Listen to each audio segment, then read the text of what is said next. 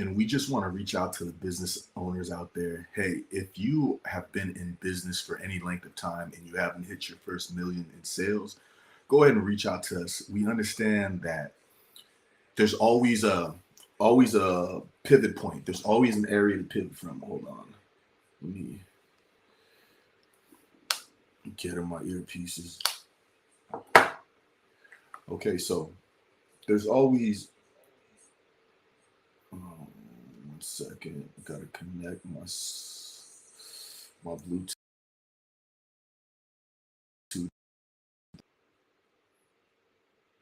Yeah, so I just wanted to get out there and talk to business owners that are out there because I want to see what are the what's the hindrance to you making more money, um, getting a client that can pay you for the services you're worth. Lots of times when we start businesses, we are so passionate about our business that we want to do things for free. But remember, you didn't start a nonprofit, you started a business. So if you're not pulling in the money that you thought you were going to pull in when you first started your business, I want to know why. What's going on? At Artius, we are administrative managers and management consultants, general management consultants. So we help you at your C level figure out how to grow your bottom line. We have different problem solvers in any industry, and we focus in the small business set aside market.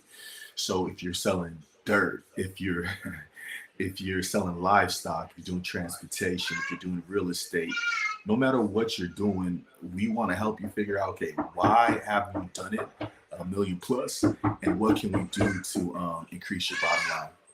I got my kid banging on the door.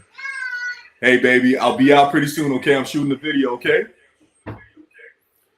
I'm shooting the video, mama. I'll come out pretty soon. Okay, it's my kid out there. So again, we want to know what are the pain points. What are your 3 pain points? Obviously, more businesses want to make money.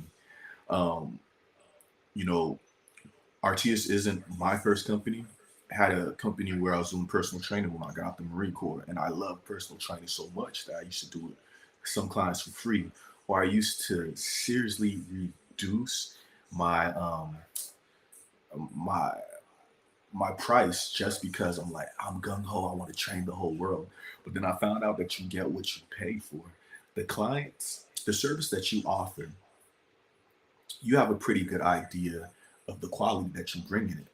For instance, great value. They don't sell the cereal for the same price as the cereal that they copy because they understand the value associated with their cereal. In the same manner, your product, your service, are your prices adequate for your skill level and for your time in the industry? Also, should you be pricing higher? Are you afraid to price higher?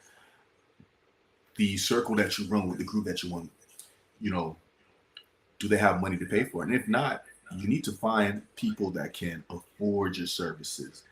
We understand that a rising tide lifts all ships, but don't go broke trying to help people out when you open a business. The purpose is to grow your bottom line by providing a superior product or service to your customer. So sometimes you got to pay for that quality. Look, let's take me for an example. I got veterans administration insurance. I'm total and permanent service disabled veteran. Got injured in Iraq, and I get free health care. So back when people were talking about, oh, everybody needs free health care. Canada got free health care. This country got health care. That country got health care. I was thinking, I have free health care. And to tell you the truth, not all Veterans Administration medical centers are the same. I love San Diego, La Jolla Veterans Administration Center, the Kearney Mesa, the Oceanside, all the Veterans Administration centers that I've experienced in San Diego County, great, good to go. But now, if you want to compare that to Veterans Administration centers in Atlanta, Georgia, horrible. So not all not all free services are the same. So I'm of the type, no, you shouldn't have free healthcare, because the quality, sad to say, it goes up when when doctors are motivated to make more. And that's just life. You know, yesterday's prices aren't today's prices, and you know, client or customer or shop A isn't going to have the same quality as shop B. So that's the first thing. You might want to take a look at your prices and charge less or charge more. So if you charge less, of course, you know, the people that the circle that you sell to, they're gonna love it because they're like, oh, I'm getting this at a steal. But if you're planning on making over your first million, chances are you have to go after clients that can pay a whole lot more money. So we have private clients. We charge about $110,000 for a complete IT infrastructure. We have four different phases. So the first phase is about $27,000, but we don't go to people that hear that price and be like, "Oh, $27,000. Ah, that's too much money." When people hear our prices and they say that's too expensive, we say, we understand that you can't afford that value right now.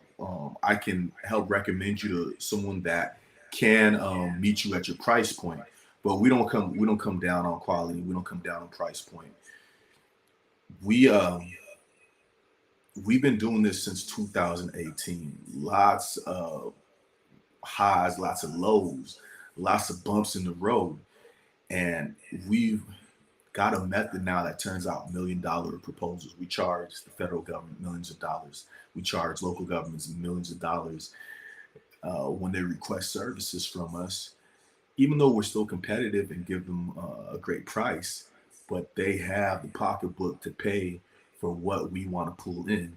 So if you're out there, if you're doing landscaping, if you're making custom tote bags, if you're selling merchandise, do not slack on do not cheapen your prices if your quality warrants for your potential client to pay more money. When we first started doing this, I was giving advice to everybody, anybody, almost for free. I was doing websites almost for free because you got to build your clientele. You know, you got to have a portfolio. And after experiencing a lot of success and after a lot of hard work in this, we're like, you know what? People have to pay for the level of quality because the quality that they get when they come to Artius, and you guys see it. You see the pyramid logos everywhere you go. You see the pyramid right there, pyramid up there. When you come to Artists, you're coming to the top of the pyramid. So we want to make sure that the price for the quality you're getting is reasonable, but we're not in business to we're in business to provide an excellent service and product. We're not in business to give away a free product and service, if that makes sense. We're in business to make money offering a great product or service. So we just want to encourage you, if you're in a business and you realize, hey, I'm not making the money I want to make. I'm having to give away a lot of free stuff. The clients that I'm working with right now, they're not really quality clients. Let me tell you what makes a quality client. First way I judge a quality client is, well, my barrier to entry to collecting quality clients is my price. I know at a certain price point, I'm going to get clients that show up to the consultant sessions. I'm going to get clients that really pay attention, that do their homework, that bring the documents they need for our consult sessions because they're paying $200 an hour per session with me. Typically, if you're paying $200 per hour, you're going to show up 5 minutes early, at least, if not 15 minutes early, and you're going to be ready and you're going to pay extreme attention because people's wallets are connected to what they find interesting, what they love. You want to know where someone's heart is? See what they've been spending money on. See what they spend the bulk of the money on, and that will tell you where the heart is. For religious people, they donate money to the churches or mosques. Um, for people that have eating problems, you can see a whole lot of fast food on their ledger. So you normally see where someone's heart is because they spend their time to get that money. So it's not like they're paying the money; they're paying what they invested the time in. And again, if you get a quality client, one quality client is worth more than 10 clients that are fair weather clients. I used to have, again, going back to a company that I used to have personal training. I used to love personal training. Hey, come train for $5 a session. I'll get you right. When I was doing that, people would show up 15 minutes late. Some people would call after the session when they didn't make the session, say, oh, something came up. I couldn't show up. And that was frustrating to me because I couldn't understand, why wouldn't you want to get this great training at a steal? Well, it's because when you charge 5, 10, $15 as a personal trainer for a client, you get a 5, 10, $15 client. When you charge $90 an hour as a personal trainer and then put some stipulations on it, like, okay, you got to book 3 sessions minimum with me a week. And on top of that, I'm going to bill you for the whole month. And you got to quit 30 days ahead of time before the next billing, or else there'll be a next billing. And you explain all of that. So it's time for me to find, you explain all of that, and it's backed up by quality. So we present quality in everything we do. You know, when you see the double pyramids, is going to be Artius, and Artius is good to go. Artius is about being artful, it's about being skilled, and it's about being complete. You know, we help you in every stage of either restructuring your company or giving your company a facelift so you look more attractive to the people that can purchase your product or service at the price point you want. What Again, going back to our prices and Artius, we charge 200 per hour for consulting. And one company that pays that $200 an hour, that one company, check this out, is going to be worth more to me than 50 companies that could pay at $5 an hour. Why? One company is going to bring me $250. That's 50 companies that can pay $5 an hour. But out of those 50 companies, in my experience, been doing business for a long time, people don't respect no $5 an hour. You can buy a $5 cheeseburger, and if you decide you don't like it, you'll throw that cheeseburger away in the garbage. 9 times out of 10, you ain't gonna buy no $200 cheeseburger and decide you don't like it and throw it in the garbage. You're gonna be like, well, maybe I just need to put it away and eat it later on when I'm hungry, or I'll just throw some salt in it. But again, people respect what they pay for. So you, as a company owner, uh, increase the level of quality that you have in your product. And along with that quality that you're increasing, also increase your price. It's very important. Else you're going to go broke. You are going to go broke trying to help the world for free. If you do want to help people, if you do want to do social good, then open a 501c nonprofit. We help people do that also at Artius because we have a 501c nonprofit that we've had for the last 5 years, and we help veterans do business development. Service-disabled veterans do business development. Recently had a win where one of the service-disabled veterans that came to us, they started in February with no business, not knowing about government contracting. We were able, I think yesterday, get them their first prime contract with the California state government. And it's only good things from here. But again, that's a quality client. Even though they're a service-disabled veteran and they use our nonprofit for free services, but they show up. You know, they've already paid it forward by being a service-disabled veteran. So that's why we offer free 30-minute sessions to them from the hours of 11 to 1 Pacific Standard Time, and we do that from Monday to Friday. So if you know a service-disabled veteran that has a business or wants to open up a business, let them get at us. We're going to get them right, and we're going to get them contracted. When we started this journey in 2018, we didn't get our first contract till August of 2021. So almost 3 years later. And that's because no one would hold my hand. No one would tell me like, all right, these are the ins and out of contracting. This is what you do with your advertising money.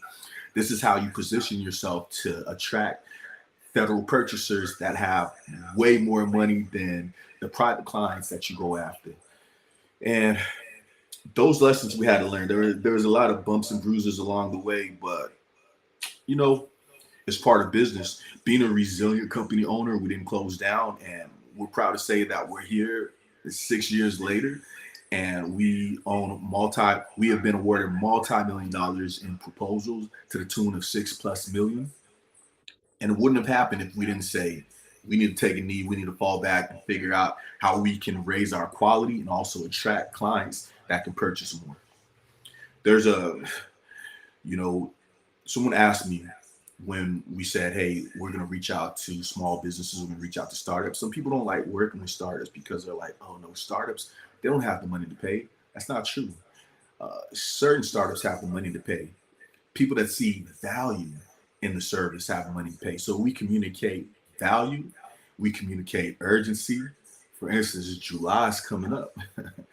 We've been saying from July till the end of the year is the busiest part of the contracting season. There's all these agencies that have money that's been proportioned by the Small Business Administration, and they got to use that money because they want the same amount of money, if not more, next year. So they're looking for small businesses to throw money at. That's a sense of urgency because you really have like a month to get all your registration straight before you start contracting. We create a sense of quality. People that come to us know that we turn out multi-million dollar winning proposals in the span of a short time. Or one of the things we brag about is we wrote a $5.5 million proposal in 14 hours. 4 days, 14 hours it took to draft that proposal. Most proposal writing firms you go to, they're going to tell you, okay, we need a month and we're going to charge you $12,000. So we had different pricing options with the client that we're going with, and the pricing option that the client chose was to split the management responsibilities through the life cycle of the contract and to split profits with us. That was even better for the client, and it was good for us because we make way more through the 5 years of the contract than we do just by charging 10 or 12,000 for a proposal. So there's different ways to price your quality service, but once you get a quality service, do not slack on price. Do not come down on price. You tell somebody your price and they say, whoa, that's way too much money. Say, yeah, that's a lot of quality. If you're looking for something for less quality, we can help you find someone that, we can refer you to some companies that can meet you at your price point. But for the quality that we put in, we don't come down on prices. There's also competitive ways to encourage. There's other ways to encourage your client to pay you. Just want to make sure I'm looking at my screen real quick. That double pyramid logo is slick. Yeah, I always be dressing like a coach because I coach these businesses how to make millions. So y'all see the double pyramids right there. Y'all see the pyramids. We're gonna be the top of the pyramid at Artius. One second, let me share this on Facebook. They not like us. They not like us. They not like us. Wop, wop, wop, wop, wop.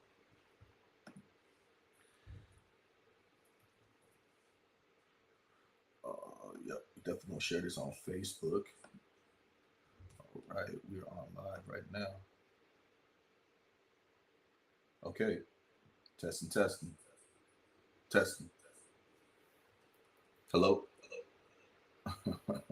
This is supposed to be coming into my earpiece, so still got to work out some bugs. But getting back to what we were saying, increase your quality.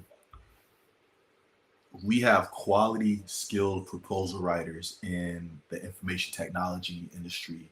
We have quality, skilled proposal writers in selling ammunition, in selling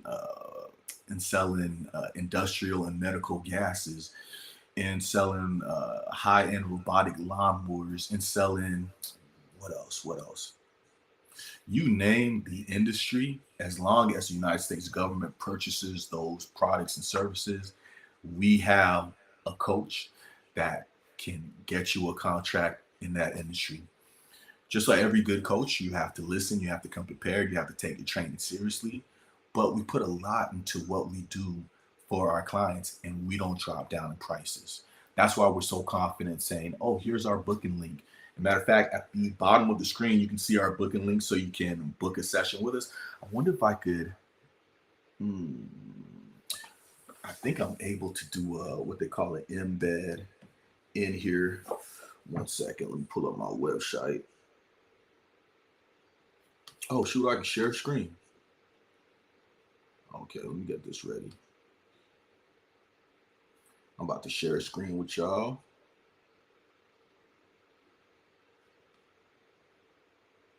Uh-oh. Am I frozen?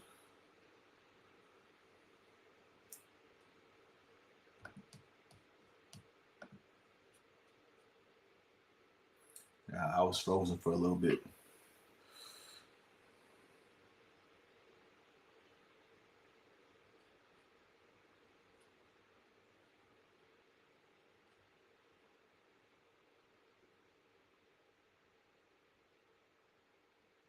Okay, so now what's going on is I'm sharing screen. I'm just giving you guys a view of I'm giving you guys a view of our booking page. And so let's just walk through this a little bit. In our booking page, we have 6 sessions available. Let me share this on Facebook right quick.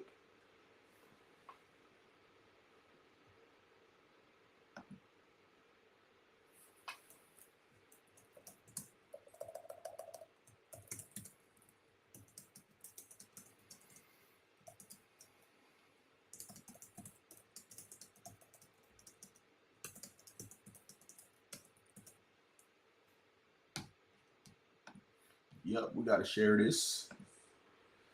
All right, so right now you're looking at the website.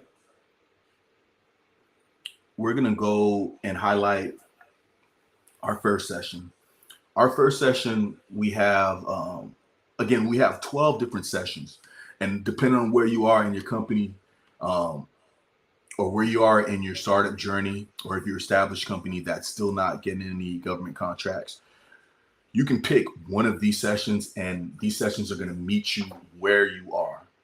And it's going to give you training so that you're able to, what is going on? It's going to give you training so that you're able to actually, there we go.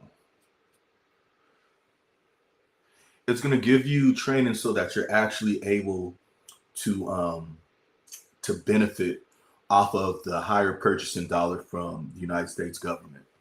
So the first thing we do is we go through. Is this tripping? Can y'all hear me? Hello, hello, hello.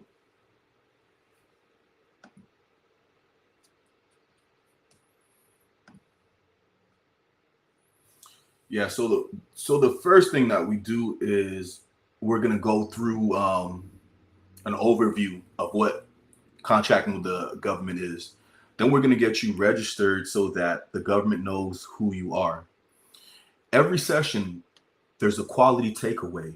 From the first session, if you're not registered with the government to do business, we get you your employment identification number, and we also organize or incorporate you in the state of your choosing.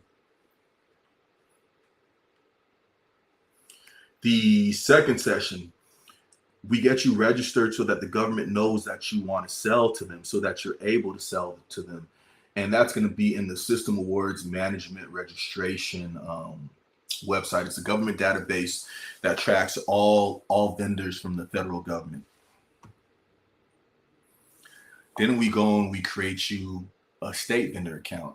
There's different levels to contracting. There's the international level, there's the federal level, and then there's the state level. And when we say state, we mean everything that the state controls, which is your local municipality all the way up to your individual state department. For instance, we are prime contractor with California State Office of Inspector General. They buy keyboards and docking stations, IT hardware from our company. We're able to set up that contract.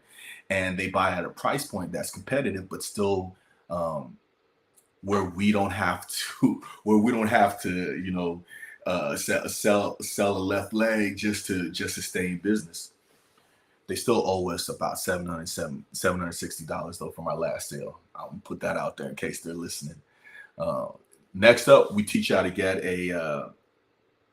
we teach you how to get certified as a state vendor. So there's a lot of repetition. There's a lot of similar things that happen on the federal side and the state side.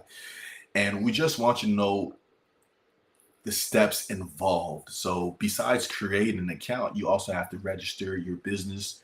After you register to do business in the government of choice, you have to register to do business with the government of choice. Doing business in and doing business with is 2 different things. If you're not a government contractor and you sell, let's say you're ice cream man, you're rolling around the street playing the dun dun dun dun dun dun dun, you're doing business in the United States government. It's not until you sell ice cream to a government agency that's when you're doing business with the government. And lots of times people don't understand that. They're like, hey, I already got my EIN number. I already got my state business number. So I already got my county business license. So I'm good to go. That's not true. You still have to register to be seen as someone who can do business with.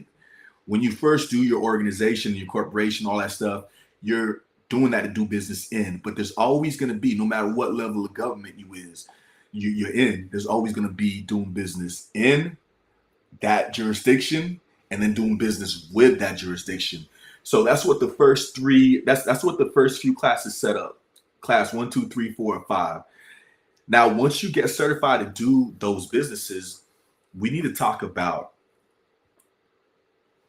we need to talk about how to establish yourself so that when the person, your potential client, views everything about you, from all your branding, all your processes, that you're seen as risk adverse. If I'm gonna spend $1 million plus with somebody, I want to know that my $1 million will accomplish the task of what I paid them that $1 million to do. So we recently won a $5.5 million contract. And the main thing that purchaser was looking at before they decided to go with us was, damn, if I give them all this money, are they going to finish the job? Because if they don't, my neck's on the line, because I spent $5.5 million of Uncle Sam's money, and now they didn't finish the job, so now I got to go find another company that's more money. Like, there's a lot of risks involved in being a purchaser for the United States government. Chiefest risk, I feel, is job security, because if you're a dodo, then you're going to lose your job. So you have these risk adverse purchasers that want to spend a lot of money on what you already do as a small business. But you have to be set up so that when they view you from the outside looking in, even if they're using artificial intelligence, web crawlers, or if they're just going to your website or your LinkedIn page, everything you do, you want to be seen as the professional in the industry you're choosing to do business in. So to do that from a digital standpoint, you have to have certain technology assets and resources set up. So in the technology setup for businesses, we go into, okay, what are you going to need to be seen as a low risk, client? Because remember, in the small business market, these agencies, they are compelled to spend money with you. But even though they're compelled to spend money with a small business, what supersedes that is accomplishing the mission of what their money is supposed to do. Like, if I pay you to run a concession stand in the airport, right? I'm giving you dollars to run that concession stand. So as long as you're running the concession stand with what's in the agreed terms and conditions between the two of us, then I'm spending my dollar well. But when I start veering from that, I'm not spending my dollar well. So these contracting officers believe that they're spending the dollar well when they look at you and you look extremely professional, right? You ain't gonna spend $160 for some shacks from Walmart, are you? If you are, I think you're really not that smart. Sorry, you might love shacks, but no one's spending over 160 for some shacks. But you're gonna pay 200, 220, 250 for J's, right? And that's because you see J's. You as the purchaser, you associate a certain quality with J's, certain low risk. For instance, if I put on some J's, I'm not going to risk being called a broke boy by people that know me. If I put on this or if I drive this, I'm seen as a different type of. So there's qualities that people associate with the purchasing dollars. When it comes to the government, the quality that they associate with the purchasing dollars, first, this mission is going to get accomplished. And secondly, these people are low risk. So remember, your technology assets should be set up. So the technology set up for businesses, the Microsoft Office business account creation, the website creation using WordPress on Amazon Web Services Lightsail, the social media setup, those classes are geared towards having you look like a low risk, quality contractor, so that the government agency that wants to purchase your service feels comfortable spending their first million with you. Remember, the government has billions upon billions of dollars just for small businesses, because They did 9 trillion last year in contracting with all businesses. 5% of that was set aside for small businesses. So the government has money they want to give you, but they're not going to give you that money if they don't think that that money is going to accomplish their end goals. So when you're online, everything has to be looked at tip top shape. You go to our website, certain things on our website, like we have a mobile store because we sell IT equipment. So you can go to our website, you can buy laptops, you can buy docking stations, and more products are coming out. But when you're the government purchasing officer, and let's say you want to go with Artius, you want to go with our company. Let's say you want to buy 6 Dell workstations for your local agency. You go to our website, everything's sleek, slick. Even our email. This is some sauce I'm gonna give away for free. Stop doing the Gmail, stop doing the Yahoo, stop doing the AOLs. You're not gonna make millions of dollars. No government agent is gonna purchase your products. No government agent is gonna spend multi-million dollars on your products or service when you're Joe Schmo at gmail.com or I sell widgets at gmail.com. It doesn't look professional. You have to have a professional website name. All right. So, and then the last three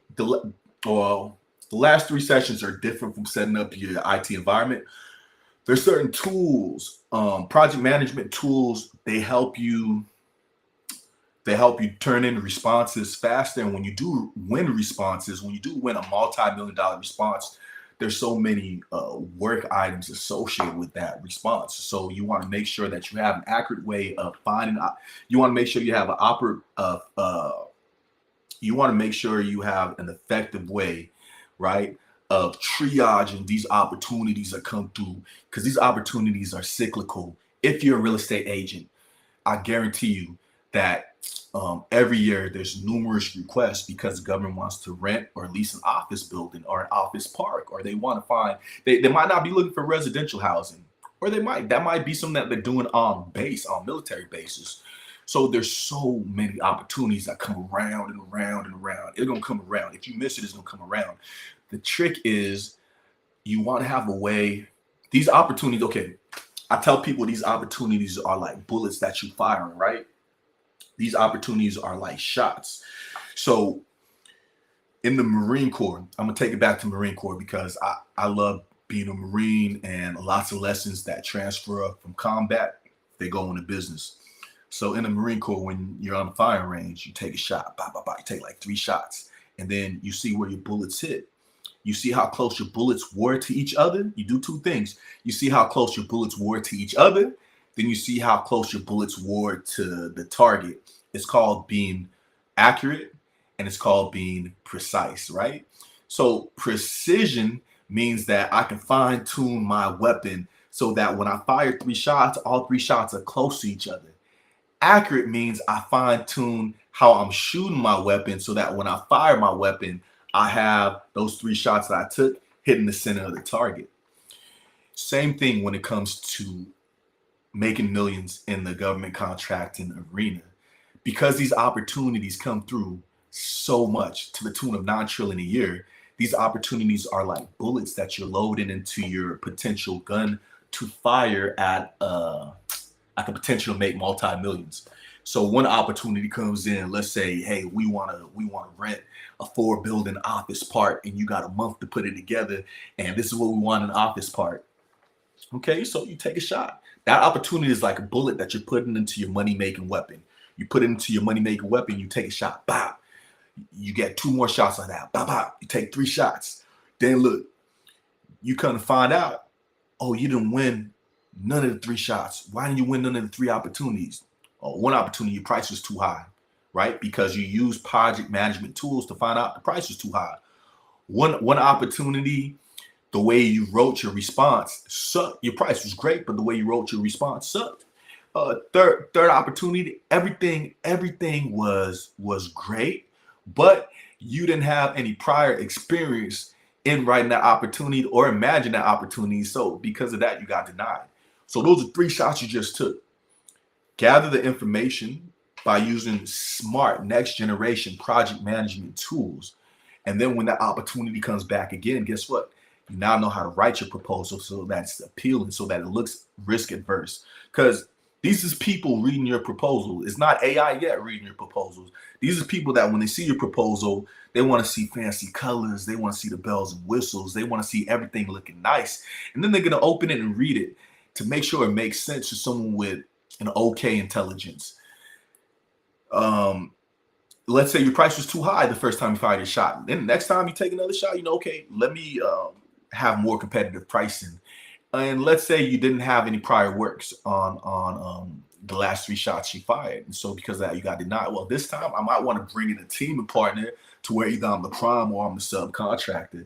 There's no way to actually do better next time on your shot if you don't use smart next generation information technology software tools to create tags, meta tags, to have data that you can assess for business insights later on down the road. Ooh, my earpiece fell out. So that's the project management tools session we go through. Then we have a session where we talk about opportunity reconnaissance. All right, I know that there's billions, there's millions to make in the government contracting world. There's trillions to make in the government contracting world. How do I do it? I make websites, or I hem clothes, or I do social media marketing, or insert whatever industry you're in. I do real estate. I'm a tree cutter. I'm a security guard. I work in a supermarket. No matter what small business you want to get into, the government's going to spend money on that if they're already purchasing those products and services. So then you got to find out, okay, well, who's buying what I offer? And so the opportunity reconnaissance service, that consulting session, we teach you how to use the data that's out there to plan to target the agencies that are going to spend millions on your company. And then last but not least, none of that matters if you don't actually respond to an opportunity. In the last session, we was talking that writing your responses to the opportunity, again, let's go back to our shot analogy. You can have all these bullets for you to put in your money-making gun to take a money-making shot, but you actually have to pull the trigger to take the shot. Responding to opportunities is how you pull the trigger to take the shot. Sometimes you'll get 250-page requests from a government agency. How do you break down that request, and how do you respond in a manner where the agency that put out the request is going to accept your response? They're going to review your response. So we teach you how to write winning responses, and at the end of the day, you could do everything right, but price is still king. So we teach you in all of these sessions how to get set up to where you can do business with the government, how to get set up to where the government actually sees you as a high quality vendor, and then how to submit proposals to pull in multi-million dollars worth of contracting dollars. So I just wanted to share that with y'all. Let me go back to the studio, and let me end this. It's gonna look funky a little bit. I'm gonna end the share screen. I'll end the share screen. This is how I end it. Every time I be asking questions to technology, my daughters be like, old people in technology. I hate that when you try to do something on the phone and you start talking on the phone. Oh, wait, how I do this? So my daughters laugh at me a lot. They're like, old people in technology. So yeah, just closing out, y'all. I want to make sure that we summarize the key points. When it comes to making your first million as a company, you want to find clients that are going to be able to pay you for the quality that you're putting out. You know, we're already assuming that you're setting realistic prices for what you offer, right? If you're not setting realistic prices for what you offer, book a session. I'll help you set realistic prices for what you offer. I'll look at the quality you offer. I'll look at your prior works, and I'll tell you, hey, you might need to come down on prices. Or if you're stubborn, you're like, no, I know this is what it's worth. Then I'll show you how to find clients that can actually pay you what you want to be paid and how to attract those clients. So make sure you're giving good quality. Make sure that you don't slack or reduce your prices that your quality warrants. And then take a shot. Take a shot. Don't do all this registration. Don't get in the game. Don't date the girl and never kiss her. we used to say in the Marine Corps, being a Marine and not being in the infantry, it's like taking the most beautifulest girl to prom and then you never kiss her at prom or even dance with her. It's like what's going on? Being in being in business with the United States government or being in business period and you never present a proposal, especially if you're trying to make millions, that's the same thing. When you get to the game, show out, take shots. You miss what they say, you miss 100% of the shots you don't take. Same thing. So those three, don't slack on quality. Find clients that can pay what you're demanding for your quality, and then take a shot. Send quotes to those clients. So again, this has been about 41 minutes of the Artius Small Business Administration Guru Show. Again, my name is Theo Tor, owner of Artius. If you want to learn more how to make millions of dollars when it comes to contracting with the United States government, go ahead and book a session. It's below artiusit.com/bookings. You can book a session also by scanning the QR code up in the right-hand corner. And that's artiusit.com/bookings.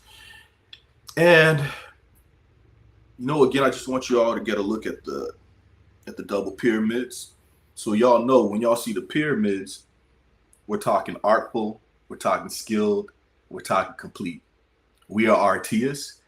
We believe supervision is the most important step. We want to encourage you to go ahead and start that small business. We want to encourage you to dream big. We share your dreams with us. And this is going to sound weird, but when you share your dream with us, we want to be able to laugh at your dream. We want a dream that's so ridiculous that we chuckle at first. My dream, when I told my ex-wife, when I told people about my dream, they looked at me like I was stupid. Hey, you're going to make millions selling to the United States government? Yeah, okay. Why don't you just stop that stupidness and continue to be a bodyguard? Why don't you continue to just use your body to make you money? We don't care how dangerous it is. People didn't see the vision because the vision was so... People look at me like, how are you going to do that? A few people did say, I know you. You're going to reach your goals. To which that made me be like, damn, am I dreaming too small then? But I don't have no grander vision than the vision that I've shared. So we want to encourage you, and we want you to make millions. We want to help you make your first million in your company. Again, reach out to us. My name is Theo Tor, owner of Artius. I can be reached at t.tor@artiusit.com. You can also reach me at 337-422-7639. Again, that's 337-422-7639. It's actually 337 for Barney. We used to be called Barney Style Solutions way back when we first started. So again, 337-422-7639, t.tor@artiusit.com. And man, we just encourage you to get into business. There's so much money to be made.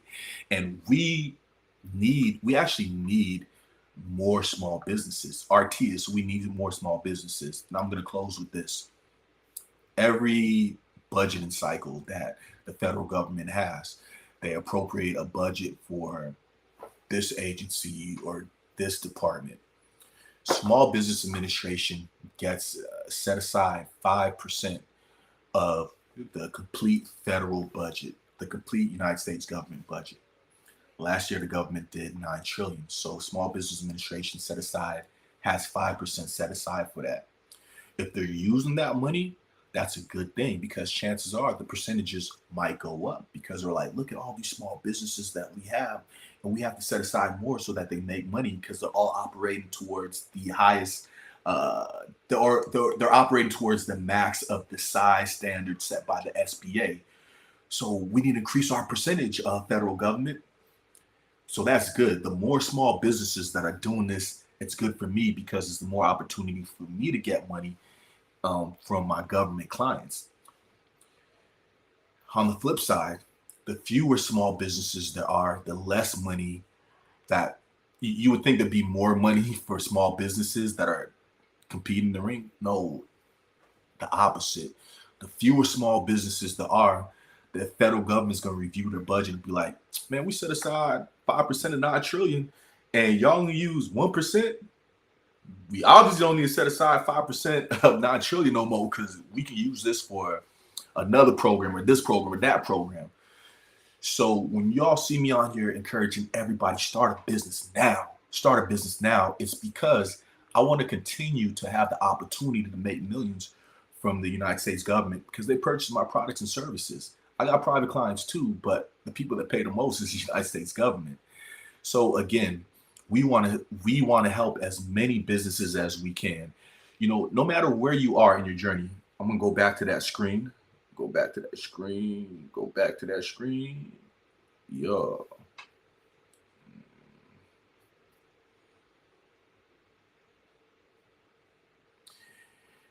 Even if you don't have a company right now and you're just starting with the first two consultant sessions, you know, getting an EIN number in the government contracting landscape and getting organized in your state or incorporating your state, and then also registering, setting up an account so that you're able to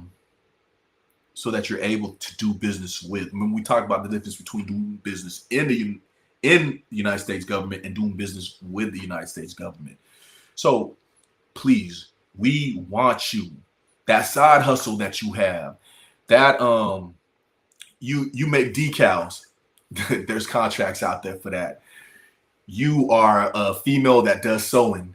You're a female that does HR. You do management. You're working at your company right now, but you're like, man, I just want to break away and start my own thing.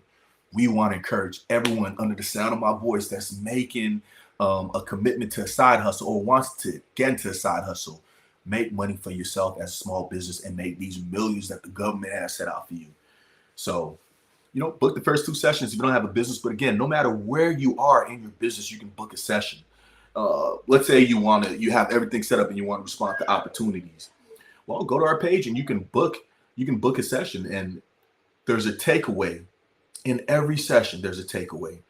So again, my name is Theo. I'm the owner of Artius.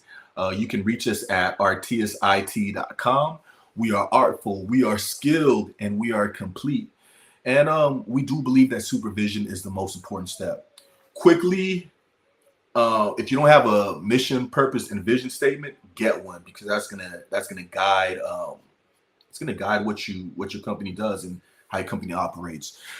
So again, small business entrepreneurs, if you're doing it right now, hey, keep doing it. If you ain't done it, and if you think about doing it, get at me so we can help you do it. If you're doing it right now and you're not pulling in the money you want to pull in, get at us. You know, I will become more of a wordologist, but you know, I'm a simple guy. I'm a simple guy that fell in love with leadership and management when I got into the Marine Corps and the intricacies involved with taking millions of dollars out into harm's way and lives and bringing everybody back safe and doing it over and over again, day in, day out. Trust me, that level of planning, it engulfs the millions that we're making in the government contracting arena. So again, guys, we encourage you. That was a weird looking screen. There we go. Again, guys, we encourage you. We really want to encourage you. Get into contracting, brand yourself, learn, have competitive prices, and make millions. And do it with Artius. We want to be part of the journey. Reach out to us. Again, this is Theo from Artius, and I'm signing off. Goodbye, everybody.